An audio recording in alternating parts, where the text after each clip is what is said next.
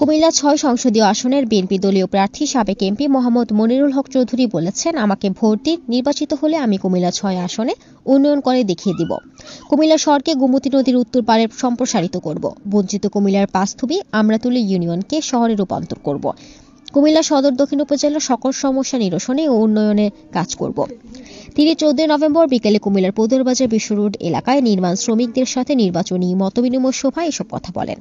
কুমিল্লা পদুরবাজার বিশ্ব রোডে ধানের শীর্ষ প্রতীকের মতবিনিময় সভাটি কুমিল্লা সিটি কর্পোরেশনের 21 নং ওয়ার্ডের সাবেক কাউন্সিলর এবং ওয়ার্ড বিএনপির সভাপতি কাজী মাহবুবুর রহমানের সঞ্চালনায় কুমিল্লা জেলা নির্মাণ শ্রমিক ইউনিয়নের প্রতিষ্ঠাতা সাইব আলী এবং বর্তমান সভাপতি মোহাম্মদ আলমগীর হোসেন খানের সভাপতিত্বে প্রধান অতিথি হিসেবে উপস্থিত ছিলেন কুমিল্লা ৬ আসনে বিএনপির পক্ষ হতে ধানের শীর্ষের মনোনীত প্রার্থী মনিরুল হক চৌধুরী।